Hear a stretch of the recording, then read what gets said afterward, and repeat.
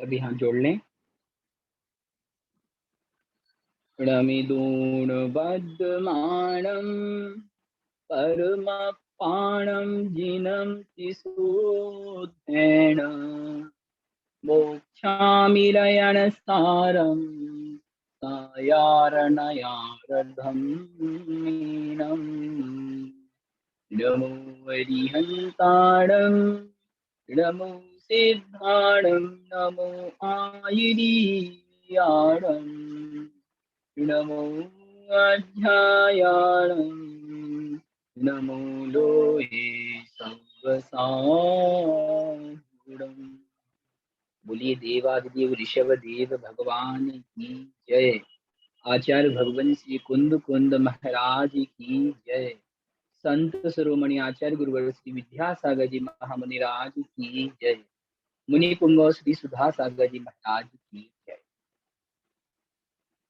बंधुओं, आइए आज की कक्षा अपन प्रारंभ करते हैं। पिछली कक्षाओं में अपन ने गाथा नंबर 56 तक अध्ययन किया था और गाथा नंबर 55 रिपीटेड थी। दो गाथाएं 55 नंबर से रिपीटेड थी। उसके बाद इसका मतलब अपन ने 56 नंबर गाथा तक अध्ययन कर लिया था। आज 57 नंबर गाथा का स्वाध्याय अपन करने वाले हैं। जिनके पास पुस्तकें हैं वो पुस्तकें निकाल के रखें। जिनके पास पुस्तक नहीं है उनको मोबाइल स्क्रीन पर पीडीएफ में देखना।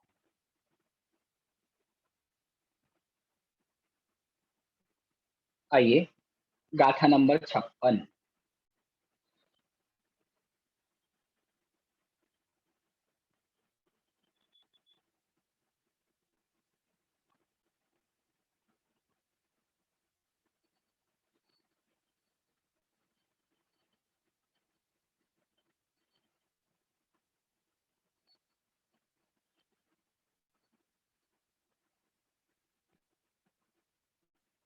गाथा नंबर 56 देखते हैं। पहले उच्चारण करेंगे।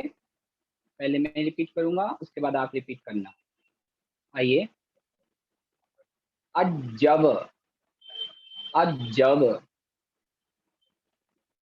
सप्तिणी सप्तिणी अजब सप्तिणी भरहे भरहे अजब सप्तिणी भरहे। धम्मज, यहाँ ध्यान देना है। धा आधा माँ, पूरा माँ और जा आधा जा, यहाँ तक आपको जोड़ के पढ़ना है। तो क्या बनेगा पद पूरा? धम्मज धम्मज। झाणम झाणम, एक साथ पढ़ना है। धम्मझाणम। पमाद, पा बड़ा माँ और दा, पमाद। रही दो, रा हा में छोटे ई की मात्रा और दा में ओ की मात्रा। रही दो। ती, ता में छोटे ई की मात्रा और आधा ता। ती। धम्मझाणम धम्मझाणम पमाद रहिदोती रहिदोती। पूरी पंक्ति फिर से देखें।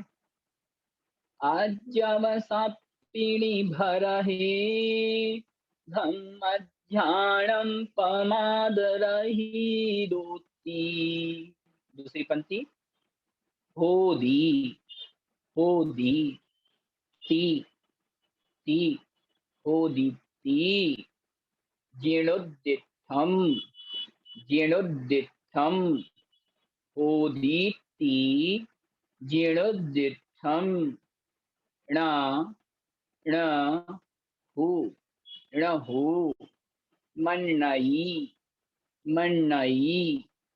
तो तो हु कुदित थी। यहाँ ध्यान रखना है, जो यहाँ 56 नंबर गाथा में आखिरी पद है कुदित थी, इसमें एक ई अधिक लिखी हुई है। जो आधे टा के ऊपर ई की मात्रा लगी है वो ई की मात्रा आपको हटा लेनी है ना। ए अधिक लिखा हुआ है वो गलत छपा हुआ है, प्रिंटिंग मिस्टेक है। तो आपको कु दा में ई की मात्रा, आधा टा और ठा में बड़ी ई की मात्रा, ऐसे पढ़ना है। जो आधे टा के ऊपर ई की मात्रा लगी है उसे हटा के पढ़ना। तो क्या बनेगा पद? कुदित थी, कुदित थी।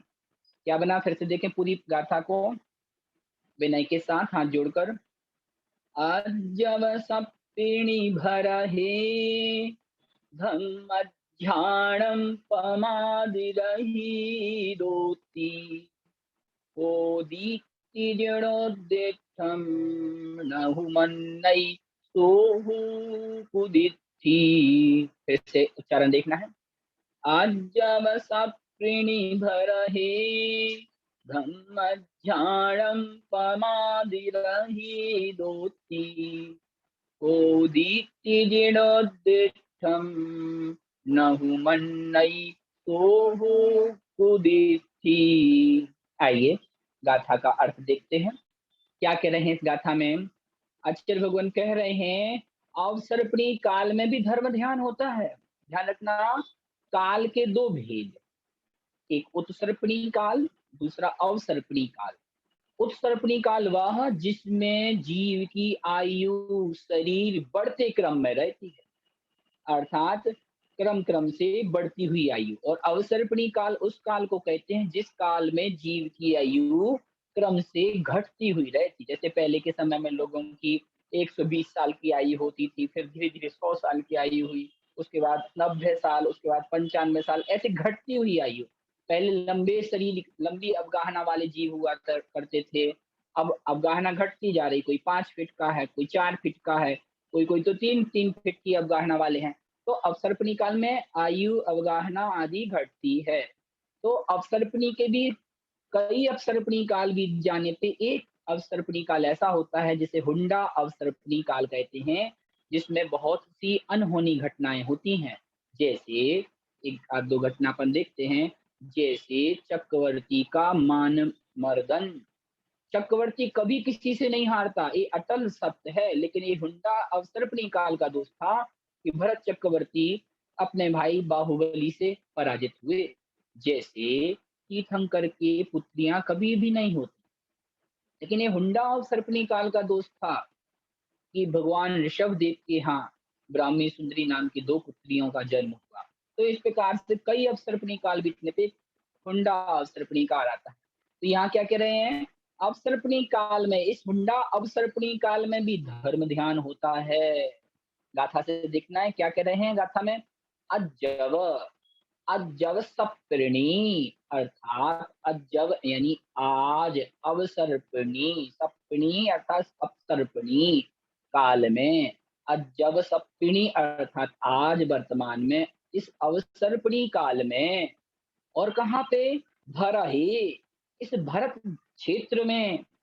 धम्मध्यानम, धम्म अर्थात धर्म, ध्यानम अर्थात ध्यान, धर्म ध्यान को पमाद रहितो, जो धर्म ध्यान है पमाद रहितोति, प्रमाद रहित होता है। फिर से देखें पूरी पंक्ति को। अजब सप्पिणी, अजब सप्पिणी अर्थात आज अवसर्पणी काल में, भरहे इस भरत क्षेत्र में, धम्मध्यानम धर्म ध्यान, प्रमाद रहितोति प्रमाद से रहित होता है। ऐसा नहीं है कि आज पंचम काल है और उसमें भी हुंडा और शिपणी काल है तो कोई कहे कि भैया इस काल में तो धर्म ध्यान होता नहीं। नहीं, आचार्य भगवान कुन कुन महाराज कह रहे हैं भर रहे यानी इस भरत क्षेत्र में, अजब सप्तणी इस अवसर्पणी काल में, धम्मध्यानम धर्म ध्यान, प्रमाद रहितोति प्रमाद से रहित होता है। होदी यानी होता है। ऐसा किसने कहा? इति जिणु उद्दिष्टम, इति जिण उद्दिष्टम, ऐसा जिनेन्द्र भगवान के द्वारा उद्दिष्टम यानी कहा गया है।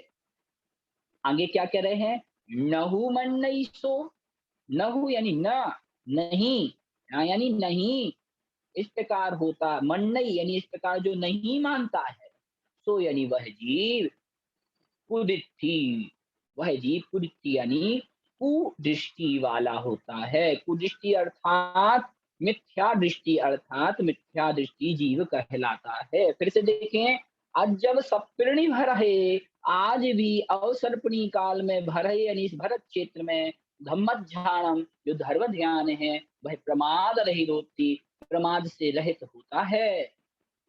ऐसा किसने कहा? जीर्णोद्दिष्टम, ऐसा जिनेन्द्र भगवान की वाणी में कहा गया है। लेकिन जो श्रावक या जो जीव न हु मन नहीं, इस प्रकार से न हो यानी नहीं मानता, मन नहीं यानी मानता है, सो वह जीव कुदिठि होदी। पहले पद में दूसरी लाइन का पहला पद होदी, कुदिठि होदी, सो यानी वह जीव कुदिठि होदी, वह मिथ्या दृष्टि जीव होता है। ध्यान रखना, ध्यान, धर्म ध्यान किससे होता? भगवान जिनेन्द्र की पूजन करने से, भगवान का अभिषेक करने से, मुनियों को आहार दान देने से, दान देने से, स्वाध्याय करने से जो हमारा ध्यान होता है उसे धर्म ध्यान कहते हैं। तो आचार्यों ने कहा कि इस पंचम अवसर्पणी हुंडा अवसर्पणी काल में भी वह धर्म ध्यान होता है। लेकिन जो मूढ़ मिथ्यामती ऐसा नहीं मानते हैं, जिनेन्द्र भगवान की वाणी पर विश्वास नहीं करते हैं, वे कुदिठि होदी, वे कुदिठि यानी मिथ्या दृष्टि होते हैं। इस प्रकार से इसका अर्थ जानना। आइए भावार्थ में देखते हैं क्या कह रहे हैं। भरत क्षेत्र में आज भी इस अवसर्पणी काल में जीवों के धर्म ध्यान प्रमाद रहित होता है, ऐसा जिनेन्द्र देव ने कहा है। जो ऐसा नहीं मानता है वह निश्चय से मिथ्या दृष्टि है। इस दुखम हुंडावसर्पणी विषम काल में भी धर्मात्मा गृहस्थ व मुनियों के धर्म ध्यान का निषेध नहीं है। ध्यान रखना इस पंक्ति पे, चाहे वो गृहस्थ हो चाहे वो मुनि हो, दोनों के हुंडा अवसर्पणी काल में प्रमाद से रहित धर्म ध्यान होता है। हाँ, इस काल में शुभ ध्यान का निषेध है। इसी बात को मोक्ष प्राभित ग्रंथ में कुंद कुंदेव कहते हैं। क्या कह रहे हैं देखना है। वरहि दुष्टम काले धम्मज्झाणम हवै साहुष्य तम अपसहावसहिदे नहु मन्नई सोहु अन्नानी। अर्थात भरे यानी इस भरत क्षेत्र में जो अपन ने गाथा पढ़ी है उसी गाथा को प्रकारांतर से दूसरी गाथा से बता रहे हैं।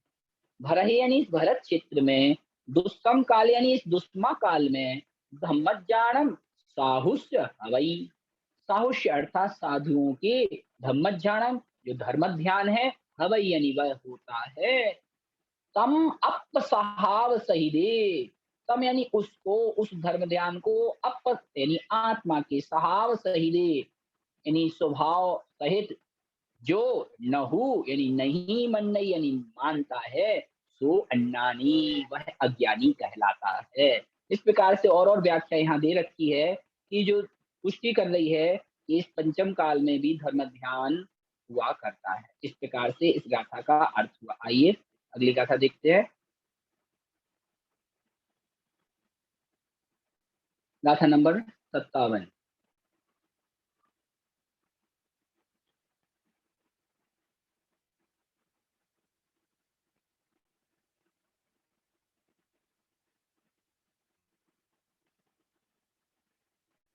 क्या कह रहे हैं इस गाथा नंबर 57 में? हेडिंग क्या है इसकी? आचार्य भगवान कह रहे हैं, पहले हित का उपदेश दे रहे हैं वह जीव के लिए, और उसके बाद कह रहे हैं भैया सही मार्ग तो यह है, अब तुम्हें जैसा रुचे वैसा करो। तो सही तत्व का निरूपण क्या है, इसी को अपन इस गाथा में समझते हैं। आइए देखिए 57 नंबर गाथा, उच्चारण करना है।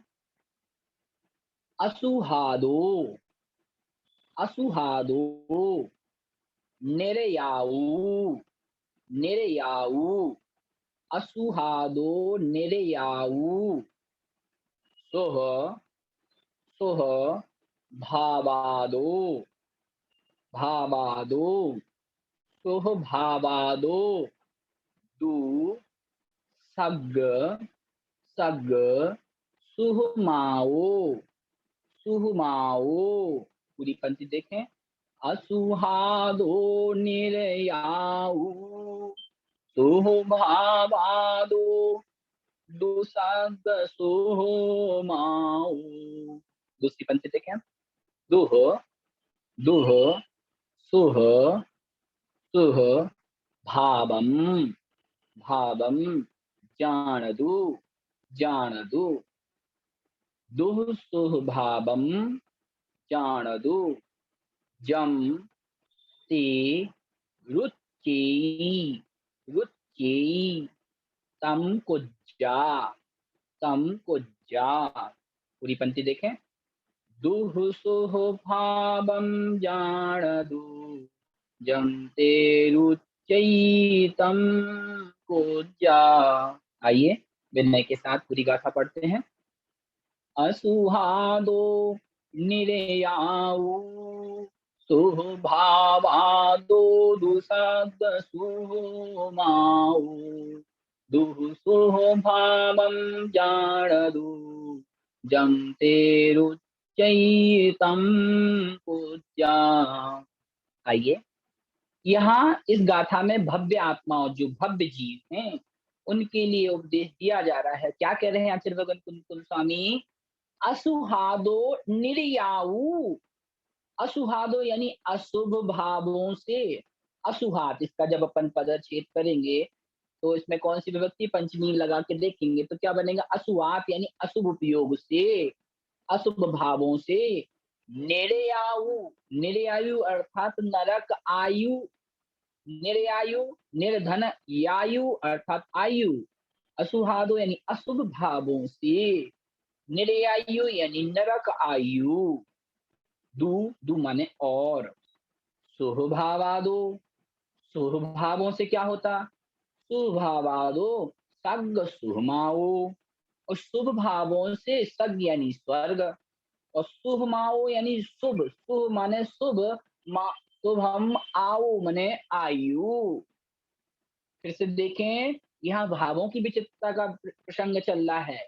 व्यक्ति शुभ भाव करेगा तो कौन सा फल प्राप्त होगा, अशुभ भाव करेगा तो उसे कौन सा फल प्राप्त होने वाला है, यह कथन आचार्य भगवान कुंत स्वामी इस गाथा में कह रहे हैं। क्योंकि कई लोगों ने यह प्रश्न उठाया कि पुण्य भी बेड़ी है और पाप भी बेड़ी है। जब पुण्य पाप दोनों एक लोहे की बेड़ी और एक सोने की बेड़ी है, ध्यान रखना, वो हमारे आपकी दृष्टि से नहीं है। वहां कथन समझना था, पुण्य किसके लिए है। हम सामान्य गृहस्थों के लिए वह पुण्य है नहीं है। क्यों? पुण्य करने से ही स्वर्ग और शुभ आयु मिलती हैं। शुभ भाव रखने से पुण्य का बंध होता है और पुण्य बंध करने से हमें शुभ आयु स्वर्ग आदि मिलते हैं। तो उसी का कथन यहाँ कह रहे हैं कि असुहादो निर्यायु, अशुभ उपयोग करने से निर्यायु यानी नरकायु का आश्रय होता है। और शुभ भावादो, शुभ भाव करने से सग शुभमाओ, सग यानी स्वर्ग, शुभ यानी शुभ, आओ माओ अर्थात आयु प्राप्त होती है। दूसरी पंक्ति पे आ जाए। दुह शुभ भावम जानतु। अब आचार्य भगवान कुंद कुंद स्वामी श्रावकों के लिए उपदेश दे रहे हैं तीर्थंकर की वाणी से। इसलिए दुह यानी दुख रूप, भावम यानी भाव को, शुभ यानी शुभ रूप, सुख रूप, भाव यानी भावों को, जानदु यानी तुम जानो। पहले उनने पहली पंक्ति में ये स्पष्ट कर दिया कि शुभ भाव रहेंगे तो क्या फल मिलेगा और अशुभ भाव रहेंगे तो क्या फल मिलेगा। और दूसरी पंक्ति के प्रथम अर्ध पाद में उनने ये स्पष्ट कर दिया कि इसलिए भव्य जीवो तुम दुह दुह भावम शुभ भावम जानदु, भाव को दोनों के साथ जोड़ लें कि तुम दुख भाव और सुख भावों को जानो। और उसके बाद क्या करो? जम ते रुचई हमको जा। जम यानी जिसको, ते यानी तुम्हें, ते यानी तुम्हारे लिए, जम यानी जो, रुच यानी रुचि, तुम्हें जो अच्छा लगे, तमको जा तुम उसको करो। तम यानी उसको तुम करो या तुम्हें उसको करना चाहिए। अर्थात यदि तुम्हें शुभ भाव अच्छा लगे तो शुभ भाव को करो।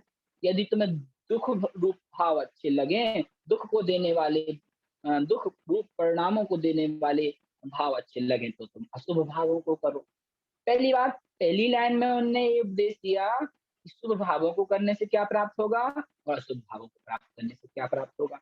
फिर दूसरी आदि पंक्ति में उन्होंने ये कहा, इसलिए तुम शुभ रूप भाव और अशुभ रूप भाव, सुख रूप भाव और दुख रूप भाव दोनों को जानो, पहले जानो। और उसके बाद कहा जमरुच्चई हमको जा, तेज अमरुच्चई हमको जा।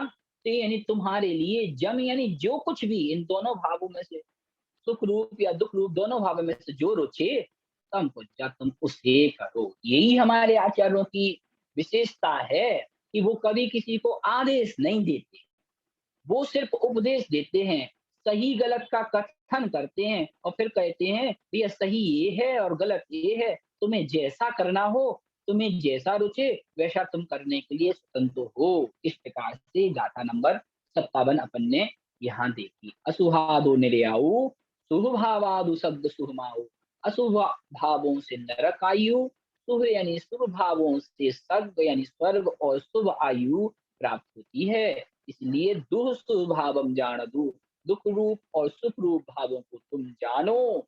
जम रुचई तम गुज्जा, और तुम्हें जो रुचता है, जो अच्छा लगता है उसे तुम करो। इस प्रकार का उपदेश आचार्य भगवान भव्य आत्माओं के लिए इस गाथा में दे रहे हैं। ये गाथा सरल है। आइए अगली गाथा अपन देखते। अभी आप में से कोई पूछ सकता भैया, इस शुभ भाव और अशुभ भाव का वर्णन चला, लेकिन हम और समझना चाहते कि ये अशुभ भाव होते कैसे हैं। जब हम इसको समझेंगे तभी हम इससे बच पाएंगे। तो यहाँ आचार्य भगवान अशुभ भाव और शुभ भावों के बारे में यहाँ आपको समझा रहे हैं। इन भावों को हमें जान लेना है और इन भावों से फिर हमें बचना है। क्या कह रहे हैं, आइए पहले गाथा का उच्चारण करेंगे। ये दोनों गाथा एक साथ पढ़नी है क्योंकि दोनों गाथाओं को मिला करके ही पूरा अर्थ निकलेगा। आइए दोनों गाथाएं एक साथ पढ़नी। हिंसा, हिंसा, इशु, इशु, हिंसा, इशु, कोहा, कोहा, इशु, कोहा, इशु, हिंसा, इशु, कोहा, इशु, मिच्छा, मिच्छा, राणेषु, राणेषु, पक्ष, आधा का और पूरा खा, का और खा दोनों अलग अलग हैं। पक्ष, बाईसु, छोटा सु, पक्ष बाईसु। फिर से देखें पूरी पंक्ति। हिंसाईसु, कोहाइसु, मिच्छाणाणेषु, पक्ष बाईसु। दूसरी पंक्ति देखें। मच्छ, मच्छ, लियेषु, मच्छरियेषु, मयेषु, मयेषु, दुरहि, दुरहि, निवेशेषु, निवेशेषु, असुह, असुह, लेशेषु, लेशेषु। पूरी गाथा फिर से देखें। हिंसाइषु, कोहाइषु, मिच्छाणाणेषु, पापबायेषु, मच्छरियेषु, मयेषु, दुरहि निवेशेषु, अशुभलेशेषु। फिर से देखें। हिंसाइषु, कोहाइषु, मिच्छाणाणेषु, पापबायेषु, मच्छरियेषु, मयेषु, दुरहि निवेशेषु, अशुभलेशेषु। दूसरी गाथा का उच्चारण भी इसके साथ करना है। फिर क्या कह रहे हैं। बिकहा इशु, बिकहा, बिकहा इशु, बिकहाइसु, रुद्दच्छ, रुद्र आधा दा और पूरा दा, और आधा टा और पूरा टा दोनों को देखना है। पहले रुद्र यानी आधे दा तक पढ़ना है, फिर पूरे दा के साथ आधा टा और टा पढ़ना है। रुद्र दट्ट, रुद्र दट्ट, रुद्दट्ट, ध्यानेषु, झ्या आधा जा और झा दोनों को एक साथ पढ़ें। ध्यानेषु, ध्यानेषु, असूय, असूयगेषु, असूयगेषु, दंडेषु, दंडेषु। पूरी पंक्ति देखें। 59 नंबर गाथा, पहली पंक्ति। बिकहाइषु, बिकहाइषु, रुदत ध्यानेषु, ध्यानेषु, अश्वेगेषु, अश्वेगेषु, दंडेषु, दंडेषु। ठीक है, दूसरी पंक्ति 59 नंबर गाथा। सल्लेषु, सल्लेषु, गारवेषु, गारवेषु, य, या को सु के साथ जोड़ के पढ़ना है। सल्लेषु गारवेषु य, सुय, सल्लेषु गारवेषु य, जो बट्टदी, आधा टा और पूरा टा, बट्टदी, जो बट्टदी, असुह, असुह, भावो सो, भावो सो। आइए 59 नंबर गाथा फिर से देखते हैं। विकहाई सुरुदत्त ध्यानेषु असूयगेषु दण्डेषु, सल्लेषु गारवेषु य, जो बट्टदि असुह भावुषु। दोनों गाथाएं मिला के एक साथ पढ़ें, आपको भी साथ में पढ़ना है। हिंसाइषु कोहाइषु मिच्छाणानेषु पापबायेषु, माच्चर्येषु मयेषु, दुर्हिनिवेशेषु असुहलेशेषु, विकहाइषु रुदत्त ज्ञानेषु असूयगेषु दण्डेषु, सल्लेषु गारवेषु य, जो बट्टदि असुह भावुषु। आइए गाथा का अर्थ देखते हैं। इस गाथा में, इन दोनों गाथाओं में, जो पिछली गाथाओं में कहा कि अशुभ भाव रखने से अशुभ गति मिलेगी, शुभ भाव रखने से शुभ गति मिलेगी, तो अब अशुभ भाव क्या है, इसका यहाँ निरूपण आचार्य भगवान कह रहे हैं कि इन भावों को जान लो और ऐसे भाव कभी करने का मौका मिले तो हमें इनसे बचना चाहिए। क्या कह रहे हैं, आइए देखते हैं। हिंसा इशु, हिंसा धन आदिषु, हिंसा आदि में, हिंसा इशु अर्थात हिंसा आदि कार्य करने में, हिंसा में कौन कौन से आ जाएंगे, हिंसा करना, झूठ बोलना, चोरी करना, कुशील करना और परिग्रह अधिक रखना, परिग्रह रखना, ये हिंसा इशु। हिंसा आदि 5 पापों में कोहा इशु, को कोह मतलब क्रोध, क्रोध आदि में, क्रोध करना, ईर्ष्या रखना, क्रोध, मान, माया, लोभ, चारों का साय इसमें ले ले।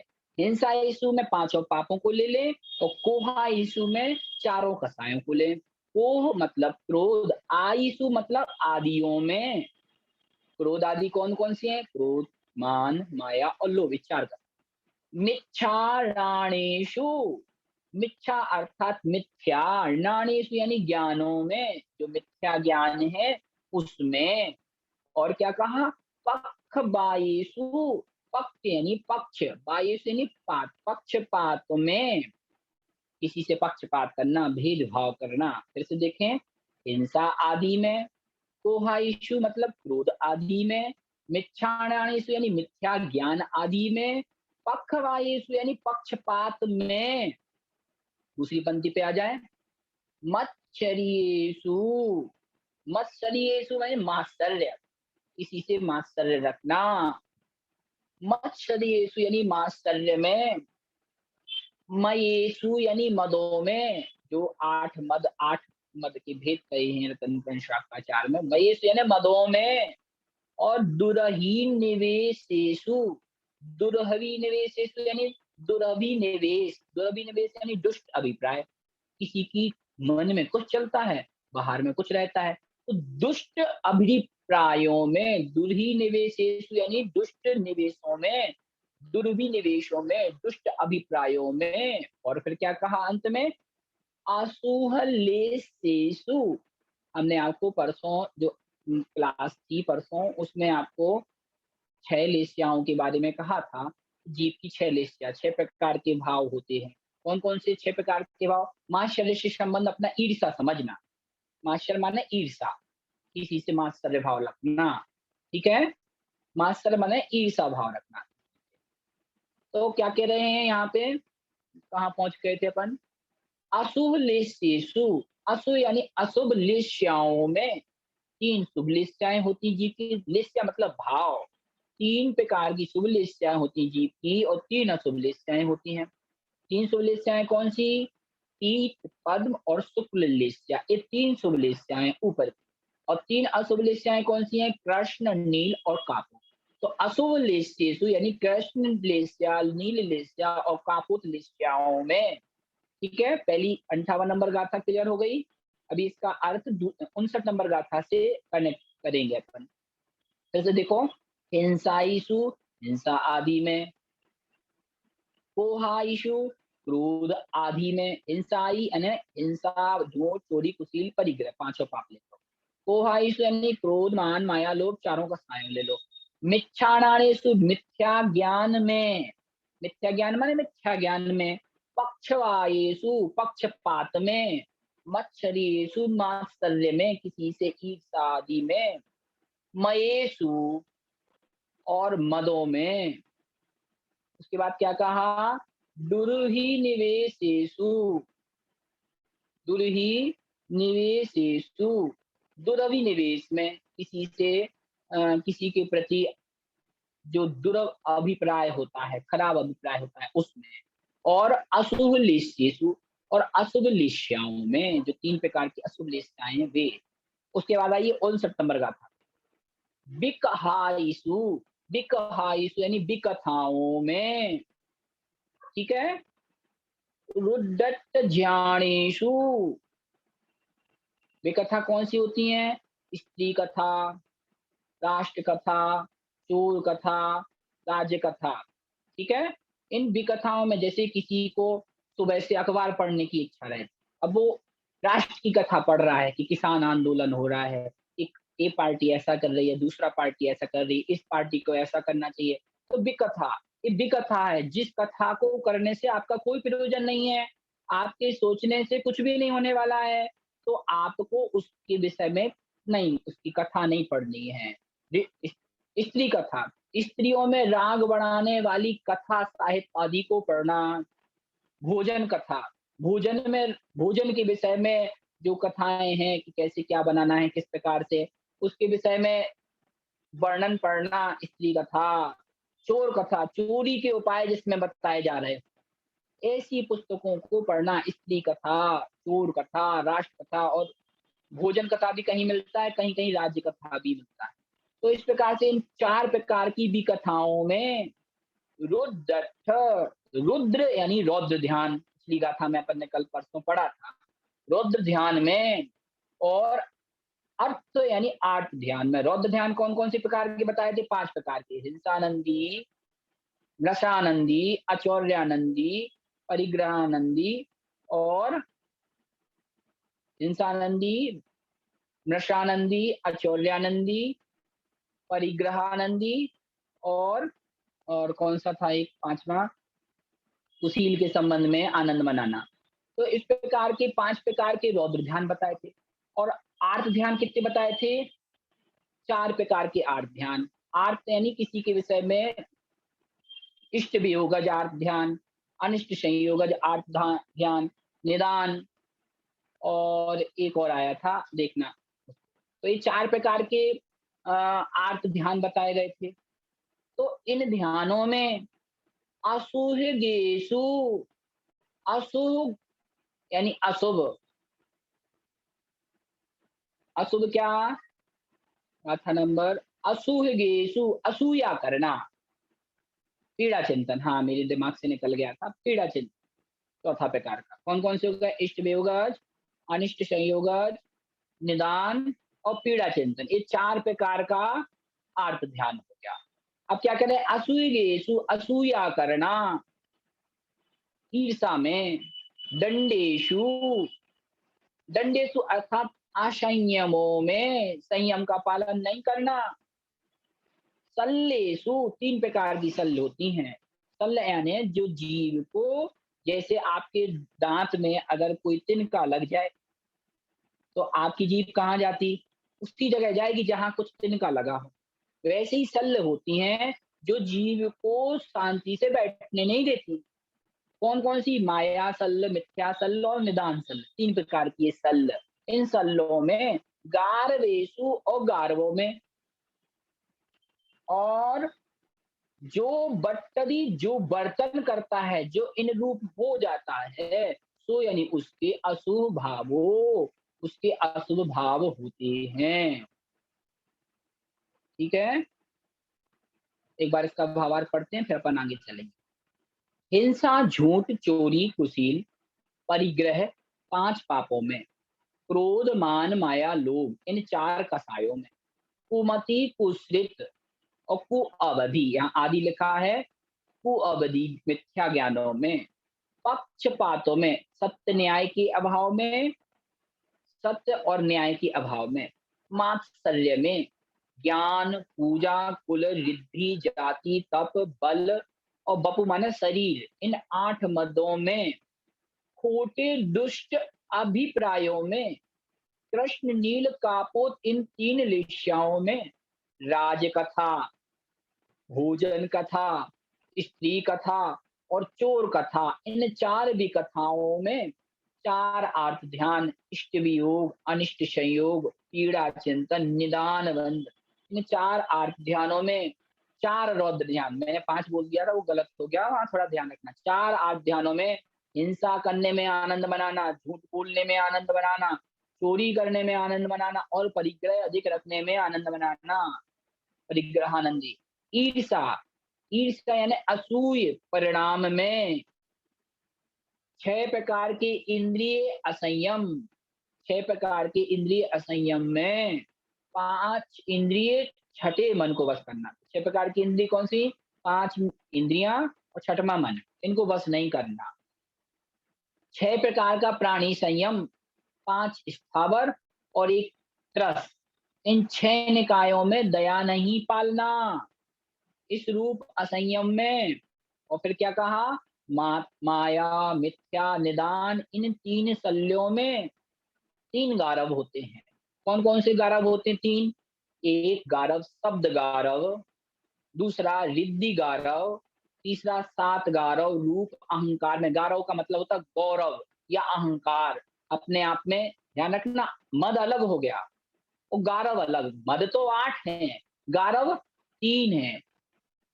शब्द गारव, रिद्धि गारव, सात गारव। मान बढ़ाई रूप परिणामों में बर्तन करने वाले अशुभ भाव हैं। अब कह रहे हैं इस शब्द गारव, कोई पूछे शब्द गारव क्या है तो कह रहे हैं वर्ण के उच्चारण का गर्व करना। जैसे आपने देखा होगा किन्हीं किन्हीं लोगों की बोली बहुत अच्छी रहती है, वो जब शब्द बोलते हैं तो उनके शब्दों को हमें सुनने का मन करता है कि ये बोलते ही रहें और हम सुनते रहें। तो जिस व्यक्ति को उन वर्णों पर, उन वर्णों के उच्चारण पे गर्व हो जावे, तो उसे शब्द गारव कहते हैं। दूसरे नंबर पे शिष्य पुस्तक, कमंडल, पिछी या पट्ट आदि द्वारा अपने को ऊंचा प्रकट करना कि मैं फला फला गुरु का शिष्य हूँ। ध्यान रखना, अपन लोग कहते हैं ना, मैं जैसे किसी के पिताजी कलेक्टर हो तो बेटा स्कूल में जाके क्या कहता है? पता है मेरे पिताजी कलेक्टर हैं, मैं कलेक्टर का बेटा हूँ। अरे तेरे पिताजी कलेक्टर हैं, तू क्या? तुम तो कुछ नहीं ना। तो कहा इसको गारव कहा। कौन सा गारव? रिद्धि। रिद्धि यानी अपनी रिद्धि का गारव है, अपने यश का गारव है, अपनी पहुंच का गारव है। तो कहा शिष्य हो, किसी के पास अच्छा कमंडल या अच्छी पिछी हो, अरे मेरी तो बहुत अच्छा कमंडल है। पट्ट यानी पाटा आदि किसी के पास है, अपने आप को ऊंचा प्रकट करना, दूसरों को नीचा प्रकट करना और अपने आप को ऊंचा समझना, ये रिद्धि गारव कहलाता है। तथा भोजन पान आदि से उत्पन्न सुख की लीला से मस्त होकर मोह मद करना, इस 7 गारव कहलाता है। मोक्ष मार्ग प्रकाशक टीका में यह वर्णन आया, 3 प्रकार की गारव का वर्णन आया। क्या कहा? भोजन आदि से उत्पन्न सुख की लीला में, जब भोजन करते हैं अपन तो इतने खुश हो जाते हैं कि तरह तरह का पकवान, 56 भोग का भोजन बनता है और उनको खा करके बड़े मस्त होकर के अपन मोह माया में फंसे रहते हैं। इसको ही बोलते हैं सात गारव। इस प्रकार से तीन गारव समझना। ये अशुभ भाव सर्वदा त्याज्य हैं, क्योंकि ये अशुभ गति व अशुभ आयु के निमित्त हैं। आइए फिर से अपन उस गाथा को एक बार फिर से देखते हैं। इस गाथा में प्रत्येक संज्ञा पद हैं, एक एक शब्द का अपना अपना अर्थ है। फिर से देखो 58-59 नंबर गाथाओं को कि अशुभ भाव रूप परिणाम कौन कौन से हैं। फिर से देखें, हिंसा, ईसु, क्रोध, मान, माया, लोभ आदि 5 प्रकार के पापों में, कोहा, ईशु, क्रोध, मान। तो फिर से देखें, हिंसा, ईशु यानी हिंसा, झूठ, चोरी, कुशील, परिग्रह, इन 5 पापों में, कोहा, ईशु यानी क्रोध, मान, माया, लोभ, इन 4 कसायों में, मिथ्या ज्ञानेषु मिथ्या ज्ञानों में। मिथ्या ज्ञान कौन से हैं? कुमति ज्ञान, कुश्रुत ज्ञान और विभंगावधि यानी कुअवधि ज्ञान, इन ज्ञानों में। पक्षबायेषु पक्ष बातों में, न्याय, कहीं पे न्याय हो रहा कहीं पे, तो उसमें पक्षपात करने में। मत्सर्येषु मात्सर्य भावों में, मयेषु 8 प्रकार के मदों में, दुरभिनिवेशेषु दुरभि दुरभ अर्थात दुष्ट अभिप्रायों में, और अशुभ लेस्येषु 3 प्रकार की अशुभ लेस्या कौन सी? कृष्ण लेस्या, नील लेस्या और कापुत लेस्या, इन 3 लेस्याओं में। अगली गाथा की प्रथम पंक्ति में पहुंचा, विकहासु। विकथा कौन सी है? स्त्री कथा, चोर कथा, भोजन कथा और राष्ट्र कथा, इन 4 कथाओं में। रुद्रट रुद्रट ध्यानेषु, रौद्र ध्यान में और आर्त ध्यान में। रौद्र ध्यान कितने प्रकार के? 4 प्रकार के, हिंसानंदी, मृषानंदी, चौर्यानंदी और परिग्रहानंदी, इन 4 प्रकार के रौद्र ध्यानों में। और 4 प्रकार के अठ ध्यानेषु, अठ ज्ञानेषु यानी 8 ध्यानों में। इष्ट वियोगज, अनिष्ट संयोगज, निदान, निदान बंद और इष्ट वियोगज, अनिष्ट संयोगज, निदान बंद और पीड़ा चिंतन, इन प्रकार के 4 प्रकार के आर्त ध्यानों में। असुभगेषु, और इन अशुभ उपयोगों, असुभगेषु यानी अशुभ, इन अशुभ उपयोगों में। दंडेषु यानी असंयमों में, असंयम भाव में। शल्येषु माया, मिथ्या, निदान, इन 3 प्रकार की शल्यों में। गारवेषु, गारव अर्थात शब्द गारव, रिद्धि गारव और तीसरा कौन सा था? 3 प्रकार के इन गारवों में, शब्द गारव, रिद्धि गारव और एक और था अभी देखते थे। जो बट्टदी, जो जीव इनमें बर्तन करता है, बर्तन माने बर्तन करता है, किन किन में बर्तन करता? हिंसा में, क्रोध में, मिथ्या ज्ञान में। हाँ, 7 गारव दिमाग से निकल गया था। फिर से देखें, हिंसा में, क्रोध में, मिथ्या ज्ञान में, पक्षपात में, माशल्य में, मद में, दुष्ट अभिप्राय में, अशुभ लेश्याओं में, विकथाओं में, रौद्र ध्यान और आर्त ध्यानों में, असंयम में, 3 प्रकार की शल्यों में, 3 प्रकार के गार्वों में। जो यानी जो जीव, बट्टदी यानी बर्तन करता है, इन रूप अपने भावों को बनाता है। सो यानी वह जीव, अशुभ भावो, उस जीव के अशुभ भाव होते हैं। बंधुओं, इन 2 गाथाओं से हमें प्रेरणा लेनी है। क्या हम इन अशुभ भावों के जैसे अपने आत्म परिणाम बनाए हुए हैं? क्या हम हिंसा, झूठ, चोरी, कुशील, परिग्रह में लिप्त हैं? क्या हम बात बात पे क्रोध, मान, माया, लोभ में लिप्त हैं? क्या हम मिथ्या ज्ञान, कुमति, कुश्रित, कुअवधि के वशीभूत हैं? क्या हम किसी के विषय में पक्षपात करते हैं? क्या मात्सर्य भाव रखे हुए हैं?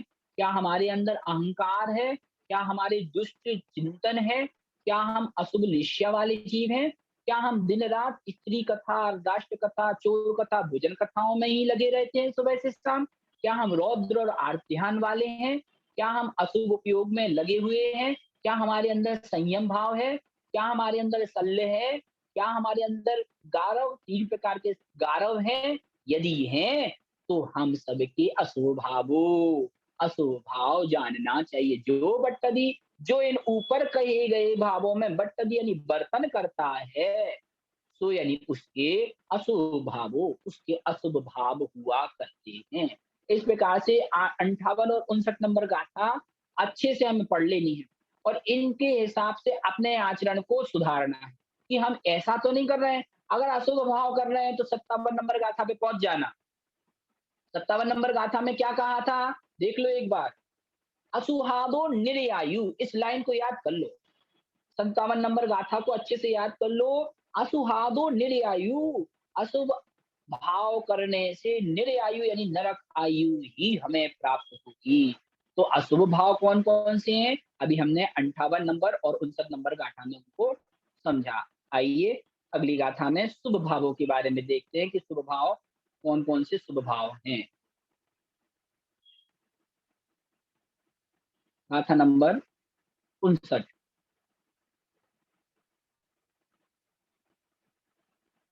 59 हो गया 60। अब इन दो गाथाओं में, जैसे पिछली दो गाथाओं में अशुभ भाव के बारे में बताया, इन दो गाथाओं में शुभ भाव के बारे में बताएं कि शुभ भाव कौन से हैं, क्योंकि अशुभ से हमें बचना है और शुभ में हमें लगना है। तो शुभ भाव को देखते हैं, उच्चारण करना है। दब, दब वत ही, आधे बातक उच्चारण करें।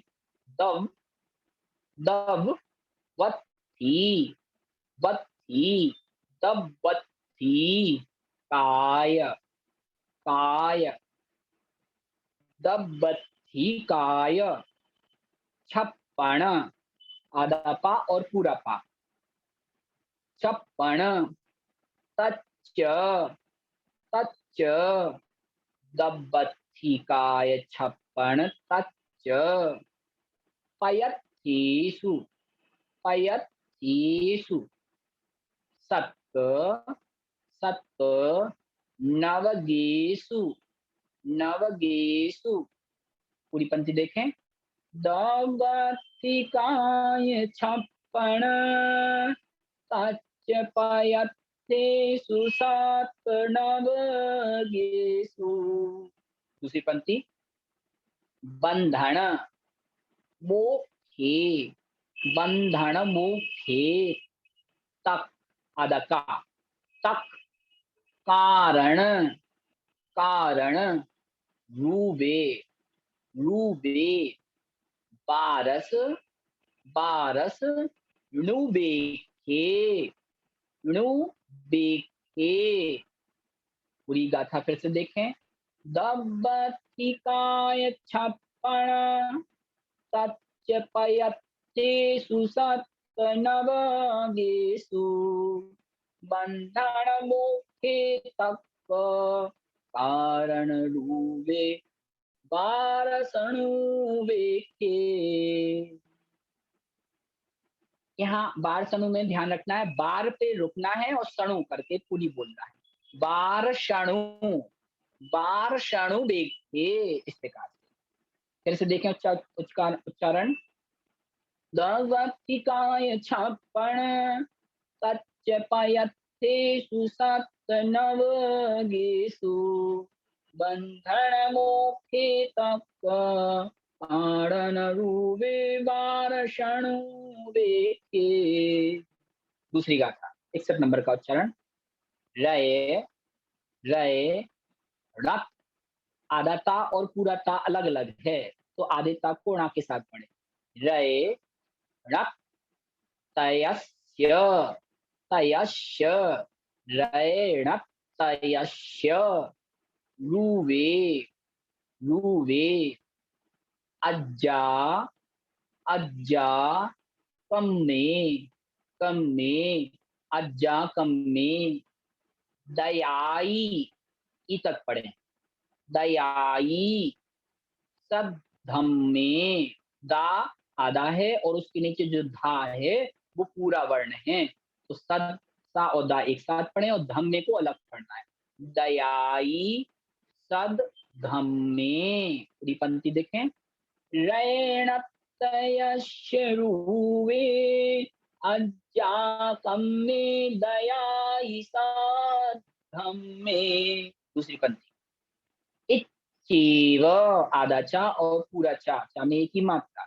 इच्चैव मायिगे, मायिगे, इच्चेव मायिगे, जो बट्टई, जो बट्टई, सो हुई शुभ भावो, सो हुई शुभ भावो। गाथा एक साथ देखें। ऋण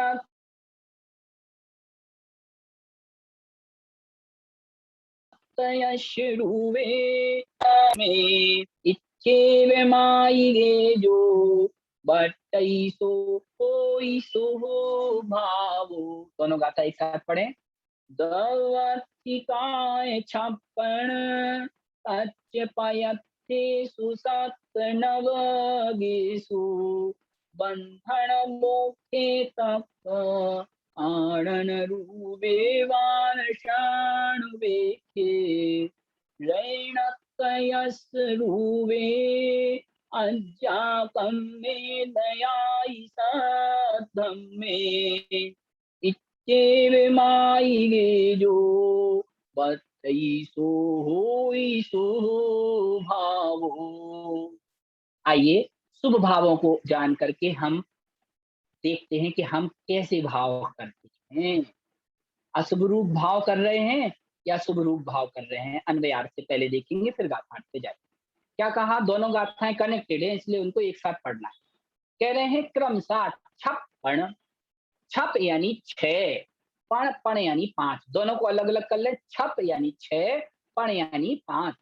6 6 क्या, तो कहा दब्ब अत्थी काय, दोनों को पदच्छेद करेंगे तो क्या निकलेगा पद, द्रव्य धन अस्तिकाय, द्रव्य धन अस्तिकाय। तो 6 क्या होती हैं, जो पूर्व में 56 पद आया है दोनों को अलग अलग करेंगे तो क्या निकलेगा, छप धन पण, छप यानी 6, पण माने 5, और दब्बत्तिकाय को अलग अलग करेंगे तो क्या निकलेगा, द्रव्य धन अस्तिकाय। ठीक है, तो 6 को जोड़ लो द्रव्य के साथ और 5 को जोड़ दो अस्तिकाय के साथ, तो क्या बनेगा, 6 द्रव्य, षड द्रव्य और 5 अस्तिकाय। सत्य नवगेशु, सत्य यानी 7, नव यानी 9, सत्य यानी 7, नव यानी 9। 7 क्या होती हैं, 7 तत्व होते हैं, 9 क्या होता है, 9 पदार्थ होते हैं। तो सत्य यानी 7, नव यानी पदार्थ, 7 तत्व और 9 पदार्थों में। बंध मोक्षे, बंध और मोक्ष में। तक कारण रूपे, तक यानी उनके, किनके, जो अभी ऊपर कहा 6 द्रव्य, 5 अस्तिकाय, 7 तत्व, 9 पदार्थ और बंध और मोक्ष, इनमें जो कारण स्वरूप हैं, इनमें क्या कारण स्वरूप है, इनका कौन संवेदन कराने वाला है, तो कहा 12 अणुवेक्ये, 12 यानी 12, अनुवेक्ये माने अनुप्रेक्षाएं, जो 12 भावनाएं अपन भाते हैं, ये 12 भावनाएं इन ऊपर के 7 तत्व, 9 पदार्थ, 6 अस्थि, 5 अस्तिकाय, 6 द्रव्य, बंध और मोक्ष, इनका चिंतन कराने में कारणभूत कौन है, 12 अणुवेक्षा, अर्थात 12 यानी 12 अनुप्रेक्षाएं। फिर क्या कहा, दूसरी गाथा का प्रथम पद, लयनतयस्रुवे, लयनतयस्रुवे यानी रत्नत्रय रूप में या स्वरूप में, अज्जाकम में, अज्जाकम यानी आर्य कर्म में। ध्यान रखना, आर्य के कर्म क्या है, एक आर्य होता, दूसरा अनार्य होता। आर्य यानी सत्पुरुष, अनार्य यानी जो सत्पुरुष नहीं है, निंद कार्य करता है, उसे अनार्य कहते हैं। तो क्या हुआ, ऋणतयस्रुवे, रत्नत्रय रूप अज्जाकम में यानी आर्य कर्म में, यानी सत्य उच्च कर्म में। दयाई सद्धम्मे, दयाई यानी दया आदि सच्चे धर्म में। इच्छेव मायिगे, इच्छेव यानी इत्यादि और भी जो शुभ मार्ग बताए गए हैं उनमें, मायिगे माने मार्ग में, इत्यादि में। जो यानी जो, बट्ट यानी बर्तन करता है, सो यानी वह, स्वभावो हुई उसके शुभ भाव होते हैं। आइए भावार्थ से देखते हैं, फिर अपन फिर से गाथार्थ पे जाएंगे। अर्थ, जीव, उद्गल, धर्म, अधर्म, आकाश और काल, ये 6 द्रव्य हैं। ये तो आपने द्रव्य संग्रह में पढ़ी होंगी। उसमें भी जीव, उद्गल, धर्म, अधर्म और आकाश के 5 अस्तिकाएँ। अस्तिकाय से तात्पर्य आप समझ रहे हैं बहुप्रदेशी। ध्यान रखना, कालाणु एक प्रदेशी है। द्रव्य संग्रह की 21 नंबर गाथा पढ़ लेना। कालाणु एक प्रदेशी है, लेकिन जो और 5 शेष द्रव्य बची हैं, जिसमें जीव द्रव्य, उद्गल द्रव्य, धर्म, अधर्म और आकाश द्रव्य, ये एक प्रदेशी नहीं है, ये अस्तिकाय है, इसलिए इनको अस्तिकाय कहते हैं। जीव, अजीव, आश्रव, बंध और संवर, निर्जरा, मोक्ष, ये 7 तत्व हैं। जीव, अजीव, आश्रव, बंध, संवर, निर्जरा और पुण्य और पाप, 2 और जोड़ दो 7 तत्व में, तो ये 9 पदार्थ। बंध और मोक्ष, बंध व मोक्ष के कारण कौन कौन से? अनित्य, शरण, संसार, एकत्व, अन्यत, अशुचि, आश्रव, संवर, निर्जरा, लोक बोधि, दुर्लभ, ये 12 भावना। एक किसमें कारण है? बंध और मोक्ष में ये कारणभूत। फिर क्या कहा? रणत्तय, 3 प्रकार से। रत्नत्रय कितने प्रकार का है? 3 प्रकार का, सम्यक दर्शन, सम्यक ज्ञान और सम्यक चारित्र रूप रत्नत्रय। फिर क्या कहा? देव पूजा, गुरु उपासना, स्वाध्याय, संयम, तप व दान। इस दान, ये 6 कर्तव्य आर्य के कर्तव्य हैं। जो इस कर्म भूमि में मनुष्य जन्म लेता है, प्रत्येक मनुष्य जो आर्य हैं, उनके 6 कर्तव्य हैं बंधुओं। जो इन 6 कर्तव्यों को पालन नहीं करता, वो आर्य कहलाने का अधिकारी नहीं है। अपने ऊपर लगा लेना। पूजा करते हैं, स्वाध्याय कर रहे हैं, संयम व्रत पाल रहे हैं, दान दे रहे हैं, तो जानना हम आर्य के कर्म कर रहे हैं। ये सब नहीं कर रहे हो तो अनार्य कहलाएंगे। फिर क्या कहा? दया आदि समीचीन सत्य धर्म इत्यादि के चिंतन, इनके स्वरूप को जान के तदरूप आचरण में जो वर्तन करता है, वह शुभ भाव कहलाते हैं। इस प्रकार से इस गाथा में, इन 2 गाथाओं में शुभ भावों के बारे में बताया गया। फिर से देख लें, गाथा से अपन देखते हैं। दबवत्थिकाय छप्पन, ध्यान रखना, दबवत्थिकाय में 2 पद है। दब्य माने द्रव्य, अत्थिकाय माने अस्तिकाय। और छप और पण, छप यानी 6, पण माने 5। तो 6 द्रव्य और पण अत्थिकाय, 5 अस्तिकाय। फिर क्या कहा? पयत्तेषु सत्व, तच्च, तच्च माने तत्व, और पयत्तेषु यानी पदार्थ। तत्व कितने होते? तो सत्य पीछे से ले लो, सत्त, तच्च, 7 तत्व। नवगेषु पयत्तेषु, नवगेषु यानी 9, पयत्तेषु यानी पदार्थों में। बंधन मोक्षे, और बंध और मोक्ष में। तब कारण और उनके कारणभूत 12 अणुवेग के, 12 प्रकार की अनुपेक्षाओं में। फिर क्या कहा तीसरी पंक्ति में? रणत्य श्रुवे, रत्नत्य रूप में, रत्नत्य यानी सम्यक दर्शन, सम्यक ज्ञान, सम्यक चारित्र रूप में। और अज्ञाकम में, अज्ञाकर्म यानी आल्य के कर्मों में। आल्य के कौन से कर्म है? 7 आवश्यक, 6 आवश्यक, देख पूजा, गुरु उपासना, स्वाध्याय, संयम, तप। इन 6 अज्ञा कर्म में यानी आल्य के कर्मों में। दयाई सद्धर्मे, और दया आदि सच्चे धर्मों में। इच्छेव माईगे, इच्छेव यानी इत्यादि, इन मार्गों में, जो यानी जो जीव, बट यानी बर्तना करता है, जो इन रूप अपने भावों को रखता है, सो यानी उसके हो यानी होते हैं शुभ भावों यानी शुभ भाव। इस प्रकार से शुभ भावों के विषय में हमें जानना चाहिए। पिछली गाथा में अशुभ भाव रूप बताया, इस गाथा में शुभ भाव रूप बताया। ध्यान रखना, द्रव्य, तत्व और पदार्थ। द्रव्य किसे कहते हैं? उत्पाद, व्यय, द्रव्योक्तम सत, जिसमें उत्पाद भी होता है और व्यय भी होता है, लेकिन तत्व बचा रहता, द्रव्य बचा रहता है, यानी द्रव्यपना रहता है, उसे द्रव्य कहते हैं। तत्व किसे कहते हैं? जिसका चिंतन किया जाए, उसे तत्व कहते हैं। जैसे मुनिराज चिंतन कर रहे हैं कि जीव अलग है और अजीव अलग है, धर्म द्रव्य अलग है अधर्म द्रव्य लगे। जब चिंतन का विषय बनाएंगे तो वही तत्व में गिने जाएंगे। जब अस्तित्व के विषय में चिंतन करेंगे कि संसार में कौन कौन सी द्रव्य हैं, अब 6 द्रव्यों का कथन होगा। जब बंध मोक्ष का कथन करेंगे तो पुण्य पाप, इनको 2 को जोड़ करके 9 पदार्थों का वर्णन हो जाएगा। 12 अनुपेक्षाओं का चिंतन करेंगे, ये 12 अनुपेक्षाएं किस में कारण है?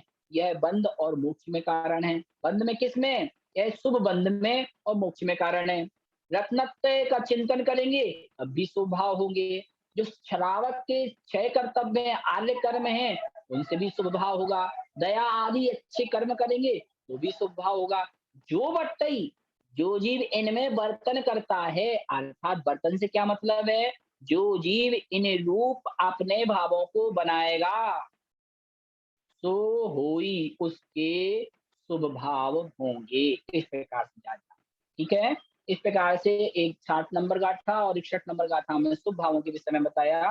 पिछली 2 गाथा में अशुभ भावों के विषय में बताया। उसके पहले की गाथा में ये बताया कि शुभ भाव करने से स्वर्ग और मोक्ष सुख प्राप्त होते हैं और अशुभ भाव करने से नरक आदि गतियां प्राप्त होती हैं। उसका निरूपण करने के लिए कि शुभ क्या है अशुभ क्या है, एक दो गाथाओं का युगल हमारे सामने आया। इस प्रकार से आज की कक्षा में अपन तय करेंगे। अभी प्रश्न आया किसी का कि भैया पेपर कब होगा? तो अभी पेपर नहीं होगा। पेपर जब आपका पूरा ग्रंथ हो जाएगा, 167 गाथाएं पूरी हो जाएंगी, तब पेपर होगा। तो अभी पेपर का विकल्प ना करें, अभी स्वाध्याय का विकल्प करें। इस प्रकार आज क्या अपना कथन पूरा हुआ। कल एक गाथा जो सुरेश जी हैं बेंगलोर से हैं, क्या आज हैंड रेज करना है? सुरेश भैया आए हैं आज आप कक्षा में? किसी का कोई प्रश्न है तो हैंड रेज कर सकते हो। सुरेश भैया का गाथा नंबर 41 में एक प्रश्न था कि भव्य और अभव्य को कैसे लगाएंगे। उस दिन आपने सुना होगा, डिस्कस हुआ था। ध्यान रखना है, भव्य अभव्य एक तो आपने अर्थ समझ लिया, गूढ़ा अर्थ है कि भव्य मतलब जो जीव मोक्ष जाने की पात्रता रखता है वह भव्य, जो मोक्ष जाने की पात्रता नहीं रखता वह भव्य अभव्य। लेकिन यहाँ दूसरा अर्थ भी अपन लगा सकते हैं। भव्य को क्या करेंगे? भू धातु, संस्कृत में भू धातु होने के अर्थ में होती है। भू माने होना, भू का रूप बनेगा तो क्या बनेगा? भवती। भवती माने होता है। तो भू धातु में जब यत् प्रत्यय लगाएंगे तो भू का भव होके या यत् का या बचेगा तो भव्य बन जाएगा। ठीक है। यत् प्रत्यय किस अर्थ में लगता है? योग्य अर्थ में अथवा चाहिए अर्थ में। ठीक है। तो जब भू धातु में यत् लगाएंगे, यत् का ता चला जाएगा, या अकेला बचेगा और भू का भव बन जाएगा। तो बन जाएगा शब्द क्या? भव्य। और भव्य का मतलब क्या होगा?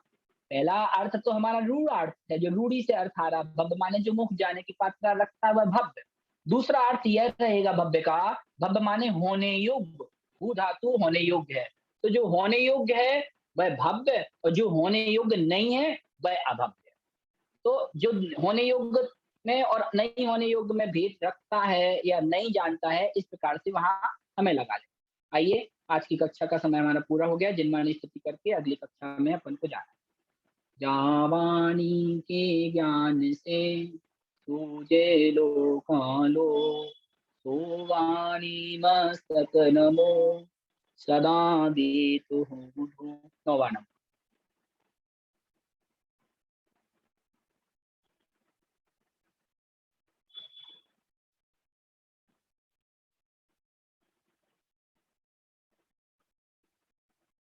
सभी के लिए जय जिनेन्द्र, जिनवाणी माता की जय।